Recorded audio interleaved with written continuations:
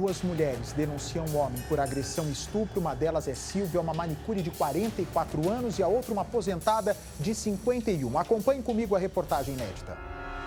As marcas da violência que Silvia sofreu revelam muito mais do que um ex-companheiro agressivo. Porque só eu sei os horrores que eu passei na mão dele.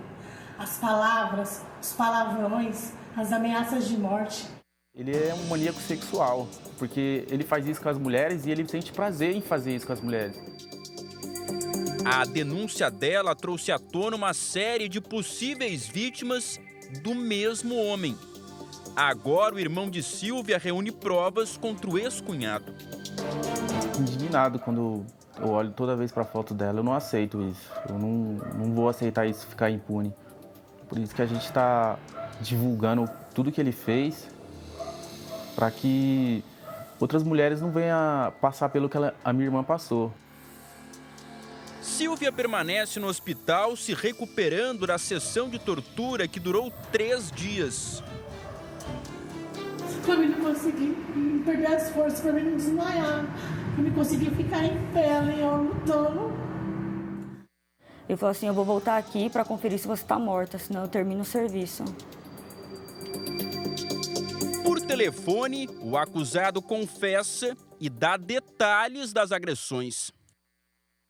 Eu desferi vários murros nela, né? E uma certa parte eu puxei ela aqui. Quando eu puxei ela, eu dei uma ajoelhada. Enquanto Silvia se recupera, a cunhada começou a reunir relatos de outras mulheres que também se envolveram com Diego. 16 mulheres apareceram para falar sobre ele. Pelo nosso conhecimento, são mulheres assim, com quase o dobro da idade dele, que são mulheres mais vulneráveis. A enxurrada de denúncias começou depois que o irmão e a cunhada de Silvia postaram as imagens dela, ferida, nas redes sociais. Esta aposentada é uma das vítimas que agora decidiu romper o silêncio. Ele é psicopata, ele é louco, ele, sabe? Só quem passa é quem sabe. Ele fez muita coisa em mim, muita coisa mesmo. Ele tirou sangue na minha cabeça, né? Ele me obrigou a fazer coisa que eu não queria. Ela esconde o rosto porque tem medo, já que Diego permanece solto. A mulher mudou de endereço e não sai mais sozinha por conta das ameaças. A ameaça, eu vou te matar, vou, sabe, matar alguém da família, tudo isso. Diego admite que teve relacionamento com a ex, mas nega qualquer agressão ou abuso. Entendeu? A gente teve um relacionamento de 4 anos. Eu chamei ela no Facebook para conversar. A gente conversou numa boa. Aí eu não sei por que ela fez isso, cara. Eu não sei se é aproveitando de situação. Segundo os relatos, a maioria das vítimas vive aqui na mesma região de Guarulhos. Pelo menos 2 mulheres moram na mesma quadra. A proximidade possibilitava que ele mantivesse vários relacionamentos ao mesmo tempo, sempre mantendo o mesmo perfil. A forma como ele faz o abuso sexual enquanto ele está agredindo foi muito parecido com o que ele fez com a minha cunhada, como ele manipula as vítimas, o estilo de vítima que ele escolhe, que são geralmente mulheres mais velhas ou deficientes. Silvia já prestou depoimento. Foi ouvida no hospital. A manicure deu detalhes do que sofreu dentro da própria casa. As ameaças de morte, ele queria me tirar de lá de madrugada, com a faca na minha cintura para me levar para casa dele, porque ele queria me desovar lá. E quando eu consegui pedir socorro pro meu irmão, sem chegar um palmo na minha frente. Foi torturada, foi mantida em cárcere, que qualquer tentativa de socorro, de ajuda que ela podia tentar, ela foi inibida, ele não deixava, não saía do lado dela, que toda vez que ela recobria a consciência, ele aproveitava e abusava dela. Isso ao longo de 3 dias. De 3 dias. E ela relatou pra gente que ele fez ela jurar que não ia denunciar, que não ia contar o que aconteceu. Aqui bem ao lado da casa da Silvia tem uma viela. Então o Diego não teve dificuldade para invadir o quintal. Ele pulou esse muro, que não é muito alto, Afinal de contas, ele conhecia bem o local. O relacionamento já se arrastava há cerca de 2 anos, entre idas e vindas. Na sequência, já no quintal, ele invadiu a casa que está sem porta.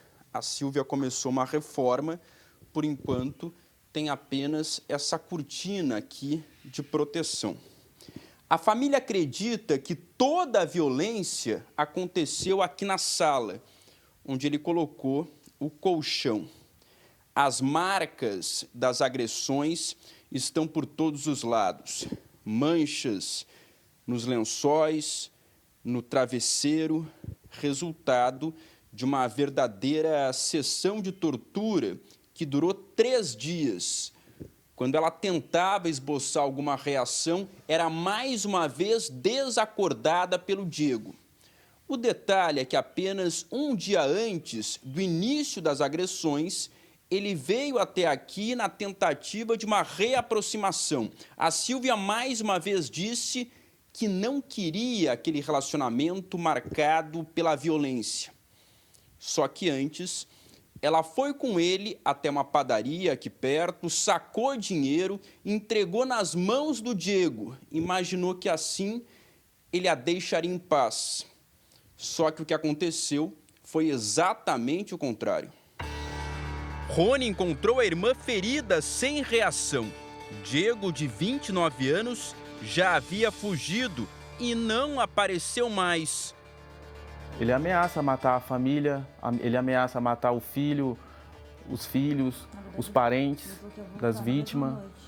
E ele disse para ela que ela relatou que ele ia voltar na mesma noite.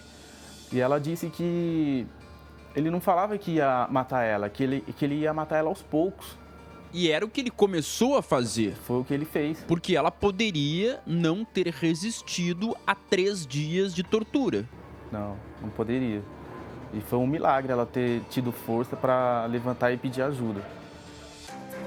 Para a cunhada, ela deu detalhes de como Diego agiu por quase 72 horas.